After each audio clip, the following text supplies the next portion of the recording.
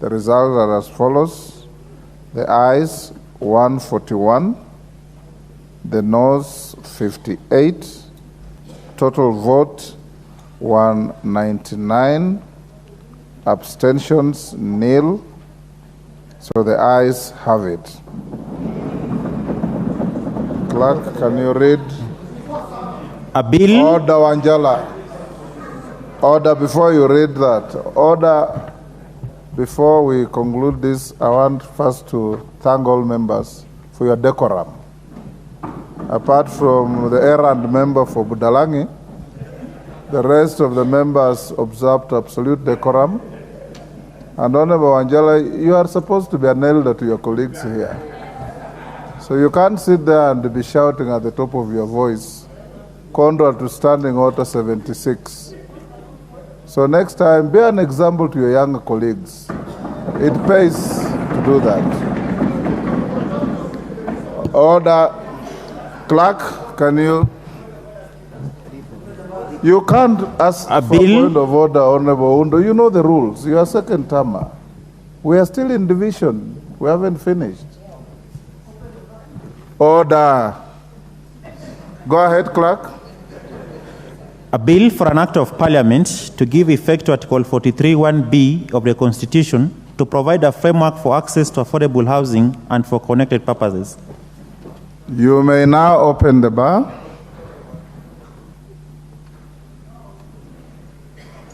On the division, the voting is over. Yes. Okay. Honorable Speaker, thank you very much. And I want to also join you in thanking members for having conducted Honorable themselves. members, we are going to the NADCO report for those who are leaving. Yes, go on, Wandayi. Commending the House for having undertaken a very, very seamless voting exercise on this bill. But as I do so, Honorable Speaker, I take note of the fact that the third reading stage of this bill has been lined up for tomorrow, Wednesday, 2:30 p.m. Tomorrow afternoon, yes. Yes. Honorable Speaker, I want to plead with you that, bearing in mind the enormous number of possible amendments that are coming from members on this very, very contested bill, I want to plead with you that you consider giving us a little bit more time in terms of arranging the order paper so that members can get opportunity to hand in their proposed amendments, and also where there are similar or related amendments, we can undertake the process of winnowing under the meaning of winnowing in the standing orders.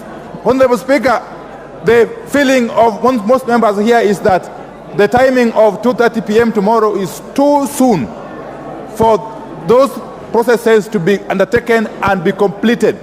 I know for sure, Honorable Speaker, that I sit in the House Business Committee, but I want to plead with you that we try to rearrange this, since even on Thursday, we are still going to have a sitting that could actually be used to process the third reading stage of this very, very contentious and controversial bill.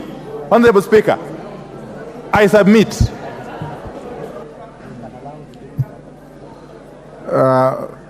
Ichungwa.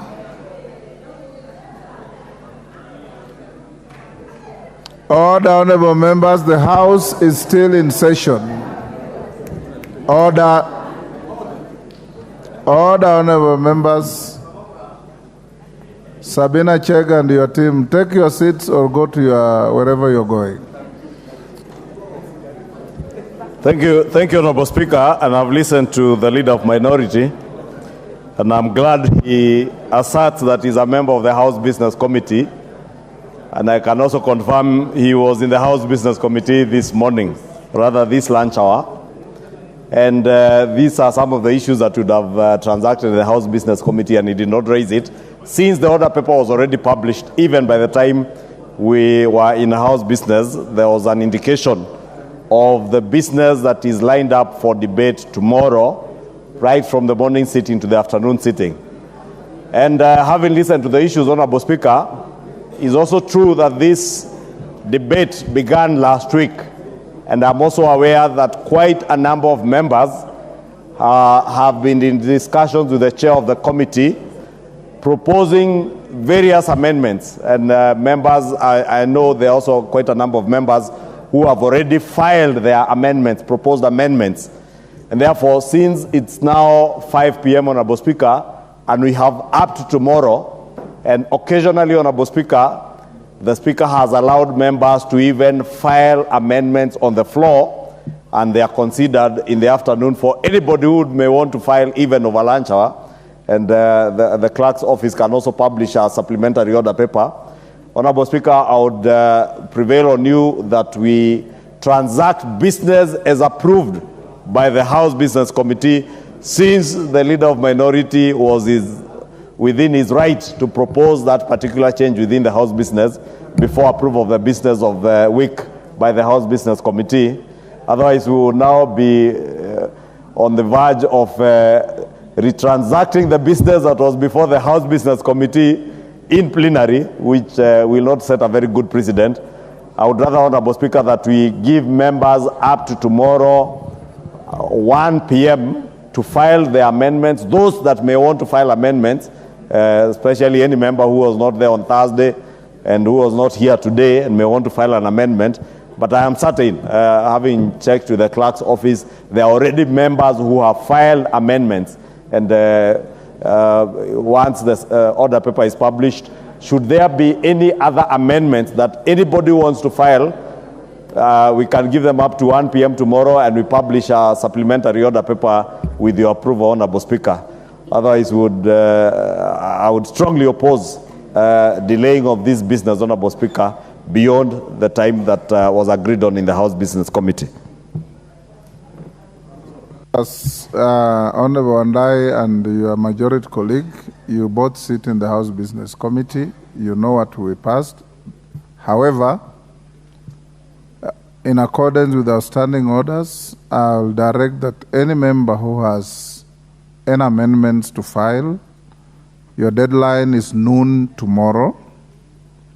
Once you have filed in all the amendments, then the clerk will be directed to prepare a supplementary order paper to accommodate every file amendment. If the weight of the amendments are such that you need a winnowing process, I will have a consultation with both of you to see what we need to do. Otherwise, the matter will remain on the order paper for Committee of the Whole tomorrow afternoon. Next order. Order number 9, motion, report of the National Dialogue Committee. Honorable members, order number 9, the report will be debated in accordance with the motions we passed on the management of our time. It is allocated 2.5 hours. The majority and minority leaders have 10 minutes each. Each other member speaking has 5 minutes.